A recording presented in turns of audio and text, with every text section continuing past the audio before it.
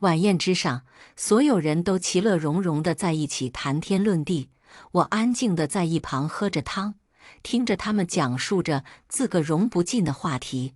他们用法语当着我这个正牌女友，诉说着对陆嫣然和方隐年的祝福，询问着他们的婚期。我抬眸看向方隐年，他的脸上带着得体的笑容。对于这些话，他并没有反驳，也没有澄清。为了融入他们的圈子，我悄悄地学习了4门常用语言。可是我却发现，自始至终我都是那个局外人。他们这群国外留学归来的博士教授，对于我这个专科毕业生，眼底带着深深的鄙夷。我离开坐席，拨通了手中的电话：“哥哥，我愿意接受家里的相亲。”与哥哥告别后，我便连夜飞回来京市。凌晨2点，方隐年还没有回来，手机里跳出来一条新闻推送信息：国内企业家乔长青去世，其遗产的一半将捐给慈善机构。新闻评论速写着对于这位慈善企业家离去的哀悼，回想起见父亲的最后一面，我的眼眶溢满了泪水。我赶到医院的时候，还是晚了一步，爸他心脏一直不好，要强的他瞒着所有人。哥哥的眼底带着一抹悲痛与自责，他还是很遗憾，没有见到你最后一面，没有看到你成家。我埋着头，心底的愧疚与悔恨如潮水一般将我包裹。新月，我知道你很为难，可是这是乔家一直以来的传承。爸爸说你是最有天赋的孩子，可惜当年你选择去了外地，可是现在只有你能。新月，你好好想想吧。父亲生前有2个愿望，一个便是我能挑起家里的大梁，第2个就是能看到我成家。我求着方隐年，让他陪我回家一趟，让我爸走得心安。隐年，就这一次，你能不能？可他却披了大衣，匆匆离去。乔新月，无理取闹也有个时刻。嫣然她喝醉了，现在天寒地冻，她一个女孩子在外面，一点都不安全。她将我的手甩开，将门重重一关。可是明明陆嫣然的身边有着他们多年的好兄弟程家俊。晚上的时候，我看到了程家俊的朋友圈，不管多少年都会奔赴而来的爱情，让我这个单身狗狠狠羡慕。这一刻，我再也无法说服自己，彻底死心。我订好了返回的机票，回到家中收拾东西，开门声音响起，穿着黑色大衣，一身儒雅的方隐年走了进来。回来了，怎么还不睡？他眯了眯眼睛，看向眼前的我，把多余的东西收拾一下寄回去。我随意找了个借口。方隐年点点头，很晚了，你早点休息吧。我把这一点收拾完，没有想象中的盘问。今天的我安静的有些不像话。方隐年有些不习惯地皱起了眉头。一道仓促的铃声打破了这份宁静。陆嫣然醉醺醺地在电话那头哭喊：“阿年，你能不能来陪陪我？我感觉我快撑不下去了。你现在乖乖躺好，我一直都在，别害怕。”他耐心地哄着电话那头的人，语气是从未有过的温柔。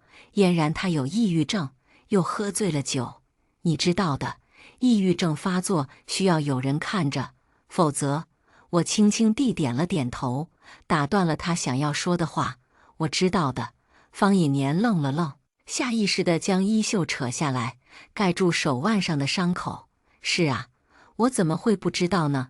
当年方隐年抑郁症发作，是我陪他一点点走出的阴霾。上次你不是说让我陪你回家一趟吗？等这次忙完，我应该会有空。方隐年看着不吵不闹的我，不知为何心底有些慌乱。还有，我准备在我的朋友面前宣告你的存在。我点点头。我一直等着方隐年的官宣，可是真当这一天到来的时候，却是在我准备离开了的时候。这些年的不明不白，也该有个交代，就当是为我们的这些年画下一个句号吧。乔新月，你怎么穿成这样？有什么不可以吗？我淡淡的看着他说道。没，这条裙子很衬你。方一年有些恍惚，在他们面前，我一直穿着黑白灰，整个人带着简单色调，端庄而又典雅。方一年觉得这样大方而又体面。而今天，我穿上了一条鹅黄色的旗袍，头发用一根白玉簪简单地盘起。我一直都很喜欢明媚的颜色，或许是昨晚上一直陪着陆嫣然，今天早上才回来。方一年的眼底带着一抹深深的歉意。你穿这个颜色很好看，等回去过后再多买几件。我漫不经心地回应道。不知为何，方一年觉得好像有什么东西变了，空气中弥漫着沉默。陆嫣然一行人早就在雅间门口笑眯眯地等着方一年，难得相聚，自然热火朝天地聊着天，从理论文化技巧到思想感情的表达，再到方一年对于陆嫣然的心。一年等了你这么多年，要知道当初你俩可是我们心中的才子佳人。程家俊看着方一年，眼底带着揶揄的笑意。你和尹年正儿八经的是一对金童玉女。阿年已经有了男朋友了，终究是我晚了，一点都不晚。我们都知道，尹年心里一直都是你，一柔身边那个就是个西贝货，上不得台面的东西。程家俊，这话是不是有些太过了？一旁的人不由得提醒道。本来就是，谁都知道，当时尹年最爱的便是嫣然，甚至为了嫣然，要不是那乔新月趁虚而入，现在他们便能破镜重圆。尹年这些年一直都没忘记过嫣然，那乔新月只是一个替身罢了。不信你待会看，那乔新月是不是嫣然的盗版？不管穿衣打扮还是兴趣爱好，都模仿嫣然，东施效颦，难上台面。可当我走进来的时候，所有人都顿住了呼吸。眼前的女孩气质娴静中带着一分明媚，和那一身优雅高贵的陆嫣然截然不同，气氛有些尴尬。我看着怔愣的众人，落落大方地打着招呼，不知谁嘀咕了一句：这也不像啊。陆嫣然看见方一年，笑着地走到他的面前。阿年，恭喜你，这一次你又获得了 Top 冠军，不为我们介绍一下你的作品吗？他下意识地忽略我，和方一年和一行人有说有笑。方一年笑着说着话中的灵感，以及这些年的经历，陆嫣然都能接上他的话，侃侃而谈，高山流水，琴瑟和谐，可不是一对才子佳人。一旁的程家俊突然用法语问了一句：你们两个什么时候结婚？所有人纷纷看向我，心照不宣地用法语交谈。陆嫣然用法语回应着大家的祝福。我看向一旁的方一年，他并没有否认。我叹了口气，离开了座位。程家俊看向我的眼底带着轻蔑，这个专科生哪能听懂法语？方一年他们不知道的是，我为了能够走进他的内心，融入他的圈子，这些年自学4国语言，这种基本的交流对于我来说并不难。听着雅间里的欢声笑语，拨通了手中的电话。哥哥，我愿意回来继承爸的一切。新月，你能这么想就好。我和妈都希望你能回来，毕竟你从小都是爸的骄傲。不管怎样，我们都希望你能幸福。电话那头的哥哥语气里带着欣喜。不管怎样，这个妹妹总算是想通了。不过我需要1个月的时间交接完这边的工作。你那个男友要和你一起回来吗？察觉到我情绪的不对劲，我哥忽然问道。听着他提起方一年，我的眼底闪过一阵恍惚。哥哥，我准备和他分手。父亲的事业，我会将他好好发扬光大，我不会让他在我们这一代沉默。电话那头的乔以彻叹了口气。新月，这么久了，他都不愿意和你回家，甚至这次他都不愿同你一起见咱爸最后一面。这样的男人不要也罢，等以后哥哥给你好好长眼，委屈了就回家。你永远是我们乔家的孩子，谢谢哥。我忍住眼底的泪意，不管怎样，家人都是我的港湾。方以年看着我空空的座位，不知为何，他觉得一阵心慌。乔新月怎么回事？自从他回了趟家，也不缠着不闹着他了。他的安静，他的懂事，不知为何却比他的闹腾更让他烦躁。方以年有些烦躁，一杯接一杯地喝着酒。我回到雅间的时候，便是看到喝醉了的他。我想要去扶他，却被方以年一把推开。我不要回家。嫣然，你为什么离开我？嫣然，别走！众人心照不宣地摸着鼻子，将头纷纷扭了过去。方以年像是被抛弃的小狗一般，眼底带着水光。众人有些尴尬，纷纷扭过头摸了摸鼻子。陆嫣然看向我的眼中带着得逞的胜利，她佯装抱歉与为难：“乔小姐，不好意思，阿年这个样子，怕是那就麻烦陆小姐了。”我大方地把方以年托付给了他。乔新月，你还是不是女人？程家俊看着我，眼底带着怒意。我对他兄弟的随意，不知为何惹怒了他。不是还有你这个好兄弟吗？我淡淡地看着抱着陆嫣然不愿撒手的方以年，毫不犹豫地转身离去。我回到家里，收拾着东西。这个家有关我和方以年的一切，都被我火速地消除。犹豫半晌，我还是打开了那间画室，无数张临摹的背影草图将房间堆满。我叹了口气，坐在了画架前，将那些染上岁月痕迹的原草图找了出来。这幅草图是我和方以年初识之时匆匆画出的，在离开时候不小心落在了地上，后来被他捡回了家，成为他的灵感来源。我将最后一笔落下，为当年未完成的画补上了色彩。方以年一晚上都没有回来，我并没有再打他的电话，而是自己一个人来到了工作室。新月，你真的要离开我们吗？同事们都不舍得围着我。这个设计室是我一点一滴做起来的，如今好不容易有了起色，我却要离开了。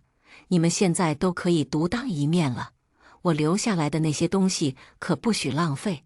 死丫头，说走就走，真是狠心呐！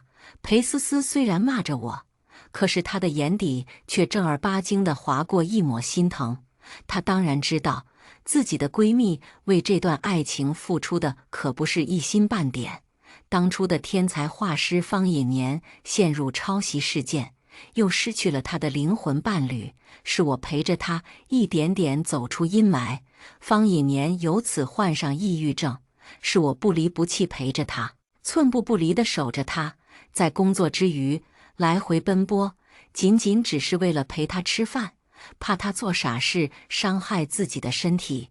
为了洗清方以年的嫌疑，一点点地调查真相，又出钱出力，甚至为他铺下一条又一条的路。为了不伤害他的自尊，我用另一个身份白鹿，暗暗拍下方以年的画，将里面的元素融入服装设计中，借此让方以年重拾自信。你们知道吗？妹的发布会上推出了最新一期的裙子，其中最重磅的便是那新兴设计师陆嫣然设计的婚纱。业界内除了白鹿老师，便是陆嫣然老师的设计最富有特色了。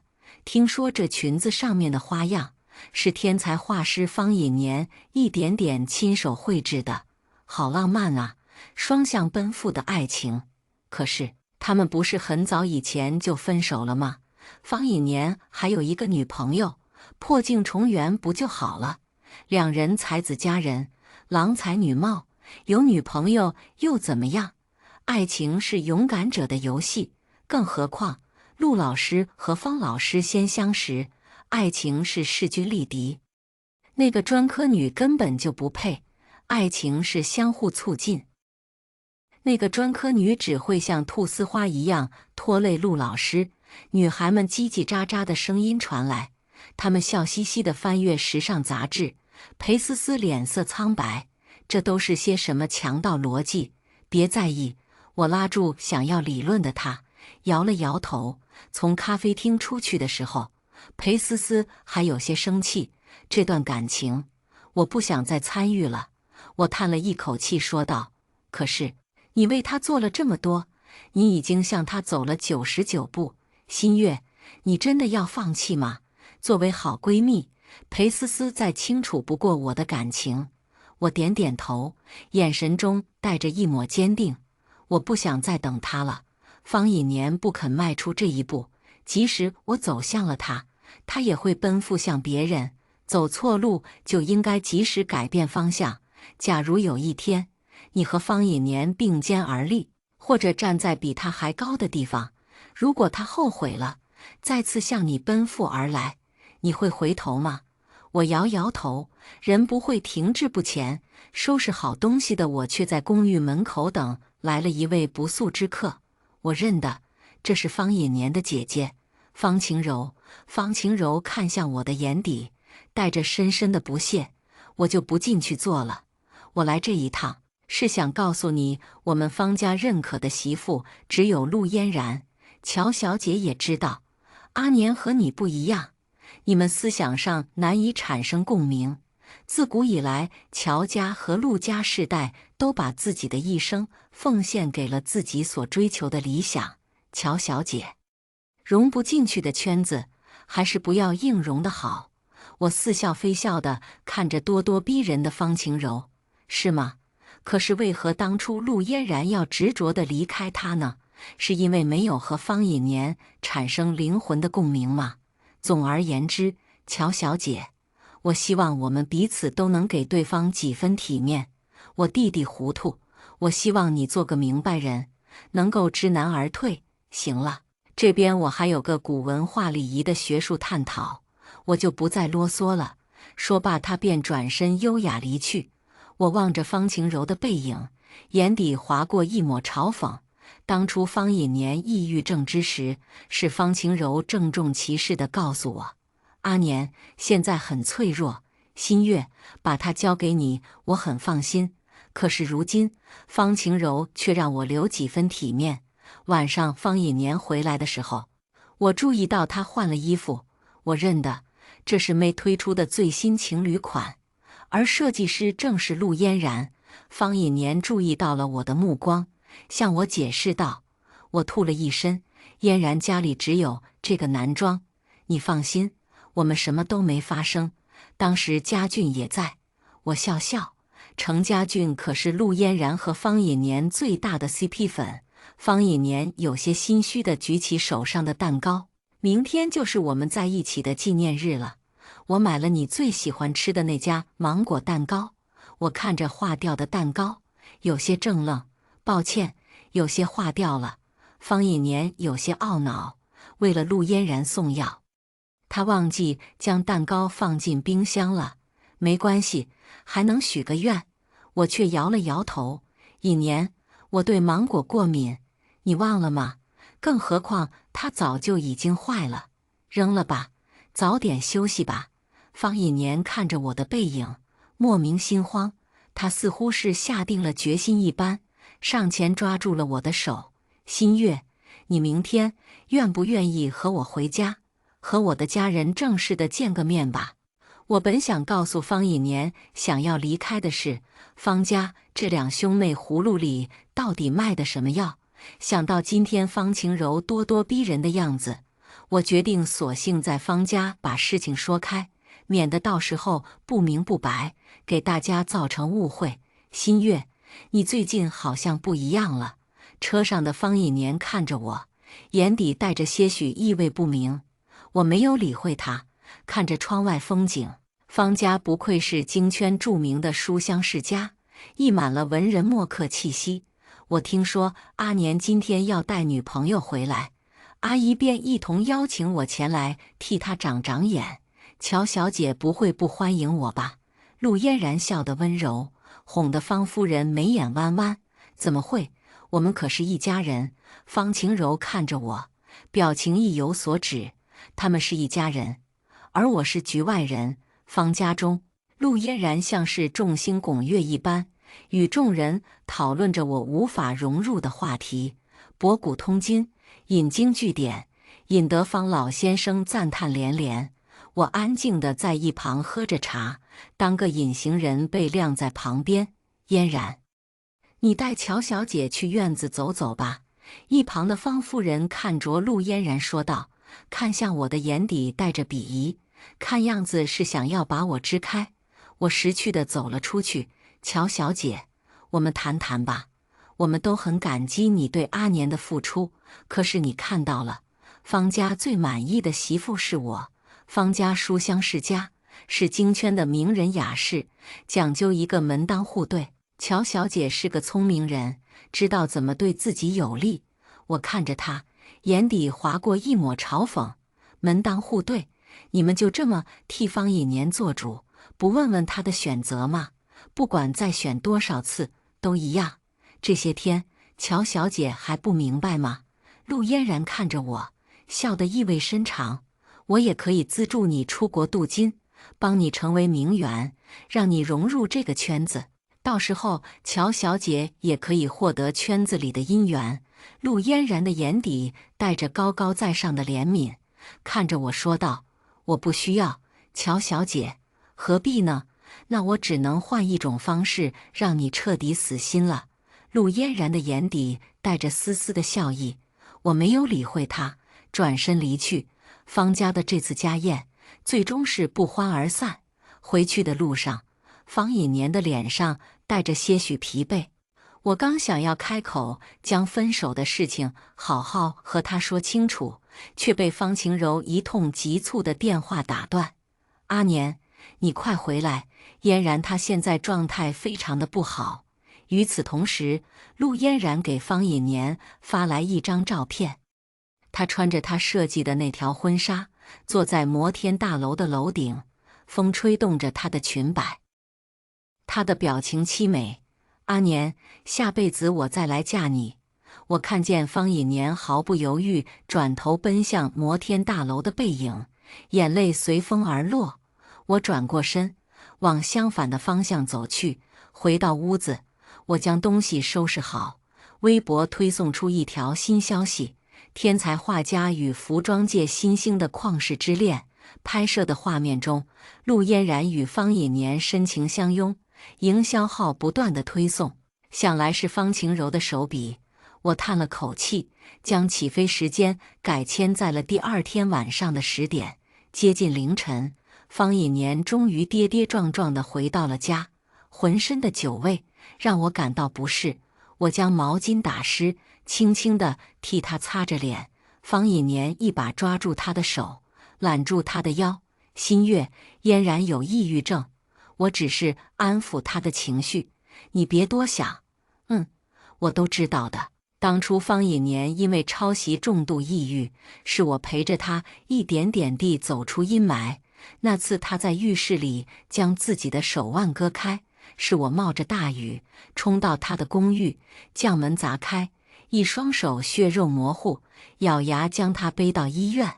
我不由得有些恍惚，想要推开他，然而他却将我揽得更紧。不知何时，我的手上多了一枚戒指。新月，这是纪念日礼物。我看着不合适的戒指，嘴角勾勒出一丝苦笑。戒指有些大了，并不是我的尺寸。比起在摩天大楼高调浪漫的示爱，他对我说的爱却是酒后的乱语。新月，等我这次比赛结束，我们就订婚好不好？马上就要年底了，我们两家一起吃个团圆饭。你不是说叔叔很想见我吗？你说我挑什么礼物叔叔会喜欢呢？新月，你怎么哭了？方以年有些慌了神，他好像从来没有看过我哭，一时间手足无措。我提过好多次，想要带他回家，可是方以年一直都以忙为由，不肯跟我回家。这顿团圆饭永远也吃不上了。我擦干净眼泪，很快便调控好自己的心情。方一年察觉到我的颤抖，以为是苦尽甘来，喜极而泣。他轻轻地拍着我的背，安抚着我：“乖，不哭。”今天陆嫣然逼问他的时候，他的脑海中闪过的竟然是乔新月。等嫣然病情彻底稳定，他就和乔新月结婚吧。太晚了，早些休息吧。我转身准备回到房间。新月，明天我们再补过纪念日，这次我们就在家，哪儿也不去。方一年有些慌乱，扯住我的手。我点点头，明天就彻底把话说开吧。第二天的时候，我做了一桌子菜，可是打开方一年房间的时候，却发现空无一人。新月，我陪嫣然去趟医院复检，晚上我会回来陪你吃饭。我静静地在饭桌上等着，桌上的菜热了又热，直到晚上8点，方一年仍旧没有回来。我的嘴角勾勒出一抹苦笑。我必须得走了。机场候机的最后几分钟，我尝试着拨通方一年的电话，却是关机状态。打开手机微信，方晴柔更新了朋友圈，上面是陆嫣然和方一年还有江家父母其乐融融地围在一起吃着团圆饭，配字文案：我们家的新成员。我点了个赞，随即找到方一年的微信头像，编辑好文字发送：我们结束吧，祝你和方一年幸福。你的戒指，我放在桌上了。方一年，这次我不等你了。说完，我便将方一年拉黑，将手机扔进了机场的垃圾桶。刚下飞机，便看见了等在接机口的哥哥。你的事儿处理好了吗？乔以彻望着我，轻声问道。我点点头。新月，不管怎样，欢迎回家。我和哥哥一同回到了家。我妈看见我，眼底闪烁着泪花。回来就好。与此同时，方一年这边皱起了眉头，他好不容易才和陆嫣然说清楚，将他带到林家，安抚好他的情绪。外面天色已经晚了，他叮嘱好方晴柔照顾好他，便慌忙转身离去。此时此刻，他的脑海中只有一个念头：乔新月还在家里等他。他想要拿出手机给乔新月打个电话，却发现手机已经关机了。方一年的心底不由得弥漫起大片不安，他总觉得他弄丢了很重要的东西。乔新月一定会等他，一定会的。他每次晚归，他都安安静静地坐在沙发上，等到他回来后才安然休息。方一年忙不迭地安慰着自己，可是他走进屋子，却只看见凉了的饭菜。他冲进乔新月的屋子，却发现早已空空如也。方一年连忙给手机充上电，看到乔新月发来的消息：你在哪儿？消息发过去，却只收到红色的感叹号。乔新月已经把他拉黑了。方一年终于慌了，他忙不迭地拨通乔新月的手机号，却发现不管怎样都已经关机。他终于明白，这几天的不安源自于何处。乔新月越来越懂事，只是因为他不在乎了。自从他回来过后，这一切都变了。到底发生了什么事？明明他们两个马上都要结婚了，乔新月为了他做了那么多，怎么会放弃他，丢下他呢？不行，等比赛一结束，他们就立刻结婚。新月他一定会等自己的。然而我却根本无暇顾及方一年，家里的一堆又一堆的事情让我头大。家里的生意都是由乔以彻掌管，父亲去世后，他有些应接不暇。新月，你其实可以不用那么拼。乔以彻看着自己的妹妹，眼底带着几分心疼。哥，明天安排我和裴总见面吧，这样发展下去是不行的。咖啡厅的时尚杂志很多，裴清记随手拿过一本杂志，是最新一期的时尚周刊。乔小姐将传统与现代的融合，可是一个大工程。裴清记纤细的手指随意地翻开杂志，首篇便是对此次天才画家方隐年参赛作品的报道。他最新的画作是一幅人物画，是一个女人的背影，鹅黄色的旗袍将她曼妙的身姿勾勒；而另外一幅作品是一个少年的背影，上面带上了岁月的痕迹，备受争议。恰巧电视转播到了领奖画面的直播。陆小姐，这幅画的背影是您吗？何方老师最新的画作好像啊。2幅画我宣布是国服情头，另外一幅是您画的吗？一旁的陆嫣然大方笑着承认。我看向镜头里的方隐年，他竟然没有否认。顶替是画界最可耻的事情，而方隐年却为了陆嫣然做了他最不耻的事情。我的嘴角勾勒出一丝苦笑。乔小姐的这些设计图我很喜欢，不过乔小姐半道出家，我想有些风险，不过风险与机遇并存，我相信你，合作愉快。乔是在时尚品牌圈一直处于不上不下的地位，父亲为此付出了很多。当初我用白鹿的名头和裴思思合作，等到和方隐年结婚后，我便回到陆氏。父亲的愿望我并没有忘记，为了方隐年，我放弃了设计系，而来到他的城市学习商学系。刚想离开之时，咖啡店里的电视屏幕中却爆出了个大冷门。这次的冠军画作却不是方隐年的作品，而是另一幅作品。作品的署名是《白鹿》。领奖现场的裴思思挥舞着双手：“新月，我知道你在看，怎么样，开不开心？”眼前的裴思思埋着头，将求助的目光看向裴清季：“哥，救救我！”他张口跃跃欲试。裴清季别过脑袋，忽略他的信息，说吧。我淡淡地看着他，语气平静道：“新月，我只是不想你做的这一切被埋没，所以我用你留下的东西替你报名了这次比赛。陆嫣然还想冒领你的荣耀。”裴思思的眼底带着一抹怒意。现在全网都疯了，白鹿和陆嫣然冒领的那幅作品惊人的相似，他现在正被人肉呢。这一追根溯源不要紧，你知道吗？陆嫣然的所有黑历史都被扒了出来。当年方隐年的抄袭是陆嫣然做的，他将方隐年的画卖出，用来作为出国留学的钱。现在他火了，帮他倒卖画的中介想要讹钱，估计双方没有谈拢。你就别生气了，我听说你需要合作，我这次可是让我哥带着诚意来，咱们的工作室可不能放弃。再说你的才华，那2个人加起来都不如你。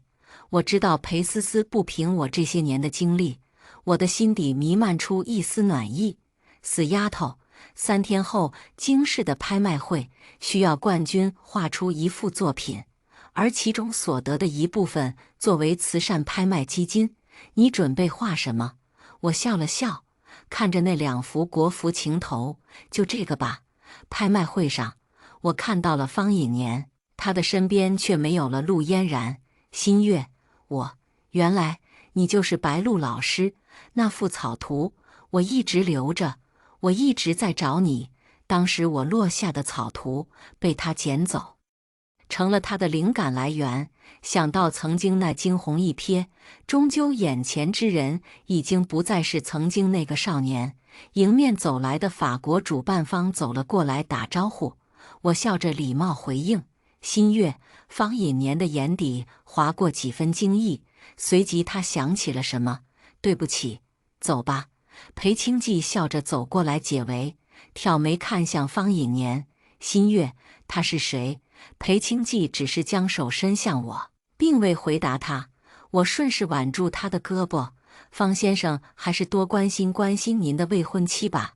拍卖会上的东西不仅仅是画作，还有不少古董玩物。不知为何，我每看上一样东西，方隐年便会和我竞价，不竞价了。”一旁的裴清季看着我，眼底带着些玩味：“咱们还是要考虑成本，有钱也不是这样花。”裴清季笑笑，随即举出了竞拍牌。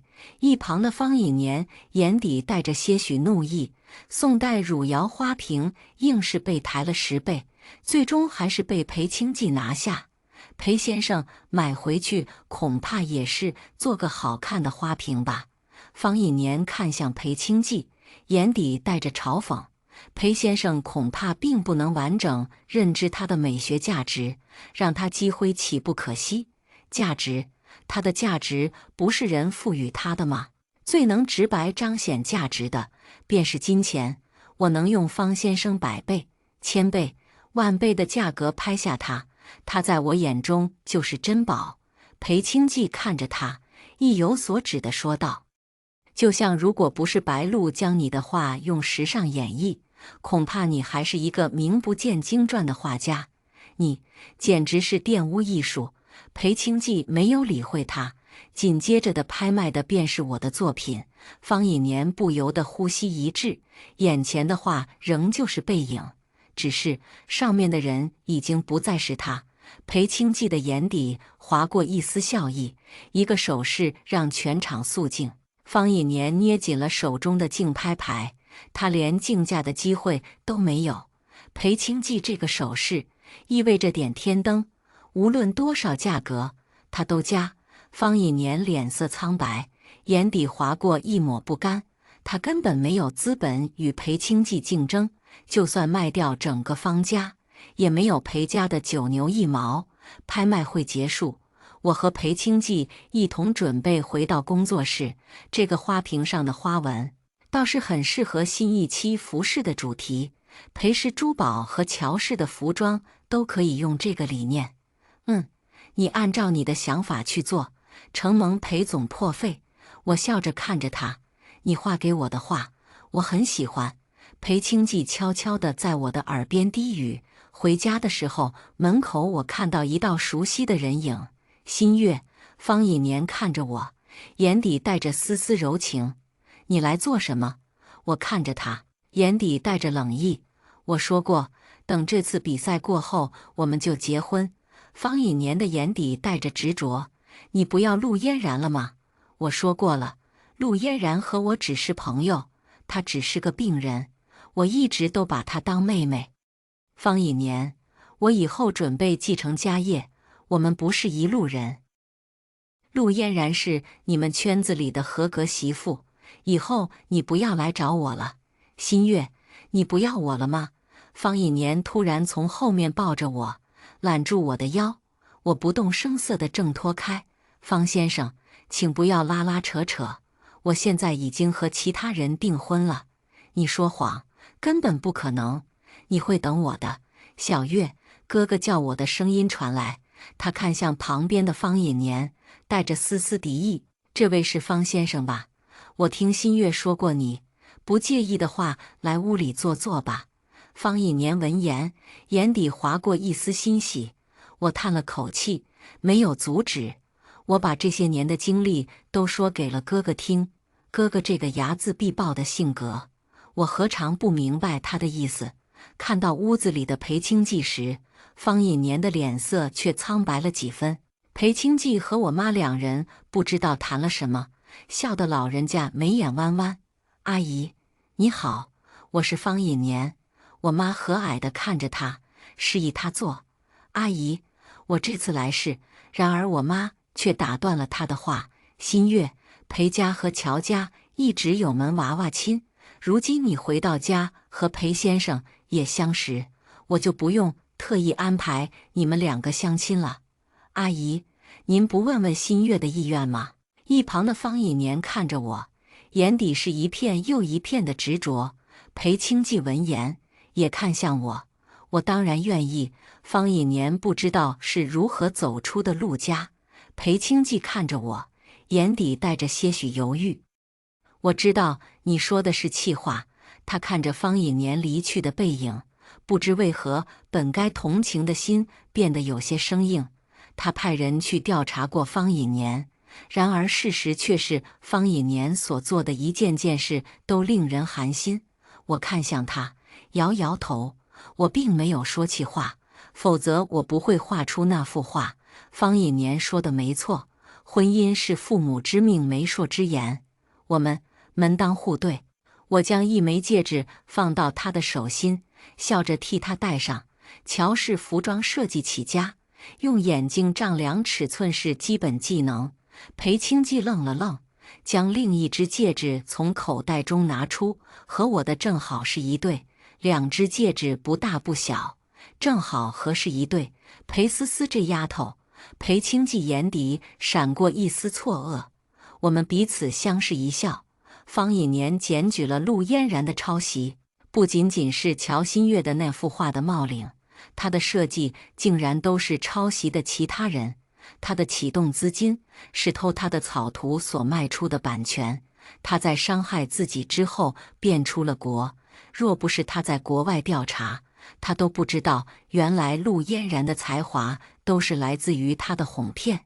就连他的设计图都是另一个男人的草图，想到被污蔑抄袭的痛苦，他竟然偏袒这样的人。被揭露的陆嫣然身败名裂，在暗处蛰伏。眼前的男人毁了他的一切，他看准时机，将手中藏的刀一次又一次刺进男人的手掌。